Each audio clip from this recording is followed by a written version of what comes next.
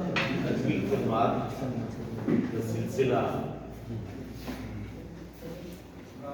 آگے بڑھتا چلا جا رہا ہے اور میں بھی نظمینہ کا ہی ایک حصہ ہوں اور برے والا میں اب تک وہ تقریبات جن میں شرکت کر چکا ہوں لاہور سے آ کر وہ بھی بے شمار ہے اور اس کے علاوہ بھی جو تقریبات ہوتی ہیں ان میں ان کا احوال جو ہے وہ دیکھنے سننے کو ملتا رہتا ہے. تو اکبر حنیف کا تو دوہرا حق بنتا ہے. ایک تو اکبر حنیف اچھے شاعر ہیں, دوسرے یہ کہ یہ بھولے والا سے اور نظمینہ بے شک لاہور لکھا ہو لیکن نظمینہ کی بنیادیں نظمینہ کی جڑیں بھولے والا میں ہیں اور اسی طور اکبر حنیف کی جڑیں بھی بھولے والا میں اب بھی ہیں. اکبر حنیف کے ہاں جو ابھی انہوں نے کہا ہے کہ 10 برس میں کیونکہ اس کتاب کا دیباچہ میں نے لکھا تھا وہ خاصا طویل ہے, میں وہ پڑھ کے آپ لوگوں کو بور نہیں کرنا چاہتا تو کچھ باتیں کچھ شخصیت کچھ شاعری کے حوالے سے کروں گا کیونکہ کچھ لوگوں نے دیباچہ پڑھ لیا ہوگا, کچھ دوست پڑھ لیں گے اس کو. تو 10 برس میں ہوا تھا پیار میں 10 برس میں ہوا تھا پیار سے تو یہ تو حساب میں بیٹھا لگا رہا تھا اس وقت تو یقیناً یہ برے والا تو ہوگا.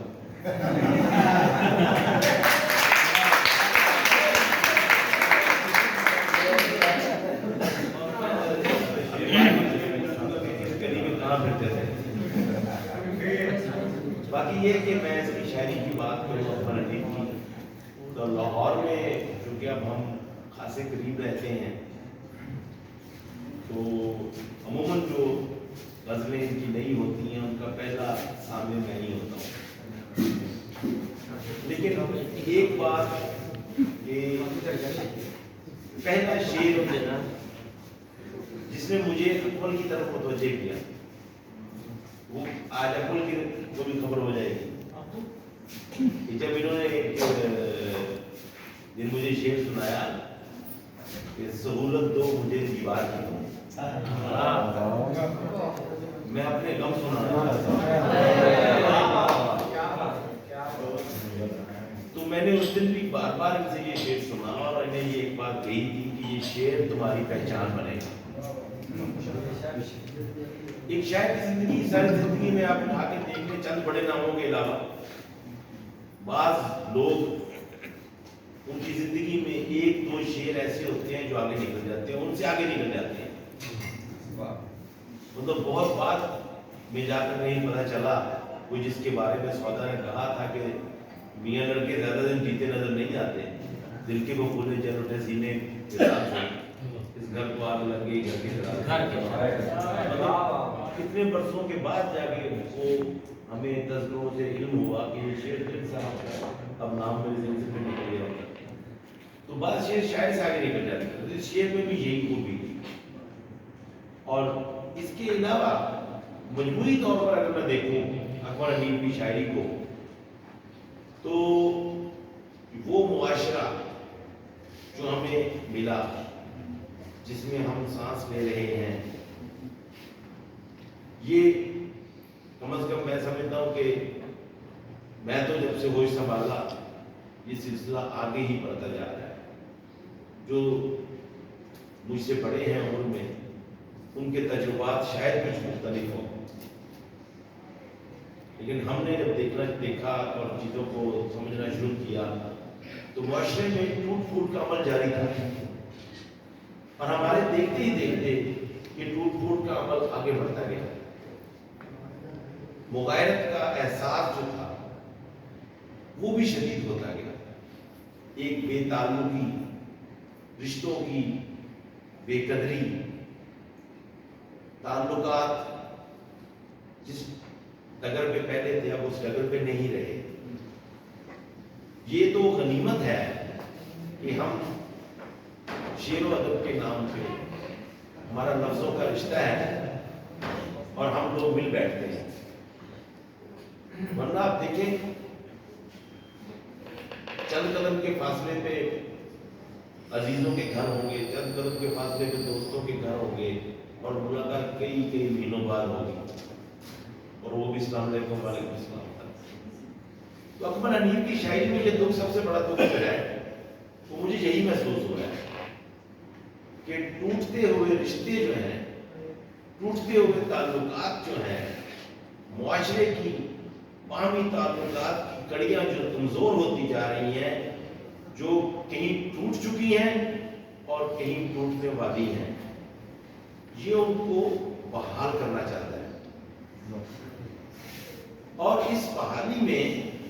مجھے جو ایک چیز مختلف محسوس ہوئی، ظاہر ہم سب لوگ سوچتے ہیں، ہم یہاں سارے بیٹھے اب میں بات کر رہا ہوں، ہم بیٹھے یہی سوچ رہے ہوں گے کہ واقعی درست بات ہے، لیکن باہر نکل کر بھول جائیں کہ ہم کیوں آپس میں ایک دوسرے سے دور ہوتے جا رہے ہیں. اس کے ہاں ایک خواہش یہ مجھے شعروں میں نظر آتی ہے کہ جس طرح ریفلیکٹیو ناسٹیلجیا ہوتا ہے کہ انسان کے ذہن میں وہ چیزیں اسی طرح ریفلیکٹ کرتی ہیں، اسی طرح ایک ریسٹوریٹڈ ناسٹیلجیا ہوتا ہے دوسری قسم اس کی جو ہے، اس میں ہمیشہ ہم یہ سوچتے ہیں. تو نظم ایک اور پیغام میں لے جاتی ہے کہ انہوں نے وہی منظر باندھا ہے کہ جب حضور صلی اللہ علیہ وسلم وہاں بیٹھتے تھے، وہ کھجور کے پتوں کے ویسے کا ویسے ہی ہو جائے سارا کچھ اور میں بھی وہاں ہوں. تو وہ ریسٹوریٹو ناسٹیلجیا کی بڑی خوبصورت مثال ہے. تو اکمل کے ہاں یہ ہے کہ ہم کہتے ہیں کہ سب کچھ شروع کر دیں وہاں سے دوبارہ. اس کے ہاں یہ ہے کہ جہاں تک جو خرابی پہنچ چکی ہے اسے یہیں سے پکڑ کے درست کیا جائے، اس کے بعد واپسی کے سفر کو واپس جایا جائے. اب یہ اس وقت تک ممکن نہیں، ایسی خواہشات اس وقت تک کسی انسان میں ممکن نہیں ہے جب تک اس کے ہاں محبت کا شدید احساس ہو، شدید لگن ہو. جب محبت کے بے عجیب و غریب معاملات ہیں کہ ہم نے اسے مختلف،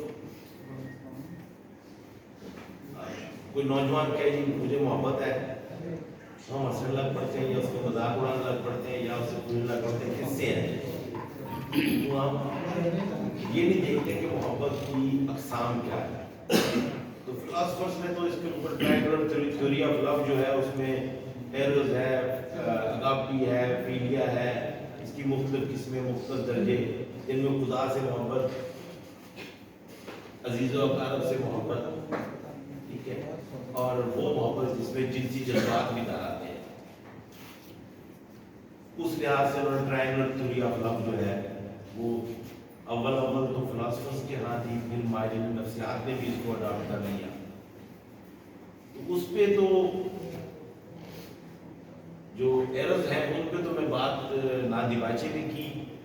نہ اب کروں گا، اور نہ ہی یہ کہوں گا کہ ان کے ہاں کوئی ایک رویہ غالب ہے دوسرے رویوں میں. اس کی بنیادی وجہ یہ ہے کہ ابھی ان کی عمر ہی کیا ہے. ہم ان سے تب ان کے بارے میں ایسی کوئی رائے دیں گے جب یہ 55-60 کی عمر کو پہنچ چکے ہوں گے. دیکھا کہ بابا جی ہم سارے خان اے کو شاندار ہے، منو یا نہ منو. تو یہ محبت جو ہے ان کے ہاں اس کتاب میں مختلف روپ دھارے ہوتے ہیں. اور مجھے بڑا اچھا لگا کہ ماں سے، باپ سے، اچھا آپ لوگوں نے فیس بک جنہوں نے دیکھا ہوگا یہ جانتے ہیں کہ سب سے پہلا نسخہ اکمل حنیف نے اپنے والدین کو پیش کیا کتاب میں.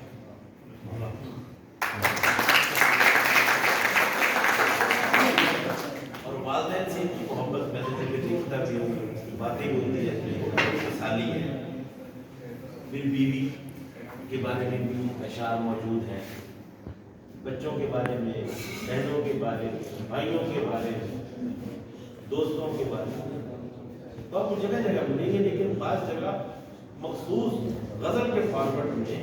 نظم کی شکل میں ان کے ہاں بھائی کے لیے آپ کو پورا ایک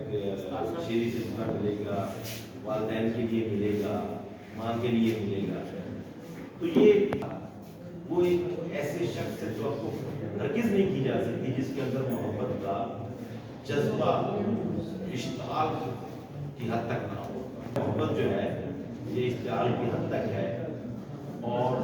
موضوعات کا تنوع جو ہے وہ ان کے یہاں اپنی جھلکیاں دکھا رہے ہیں،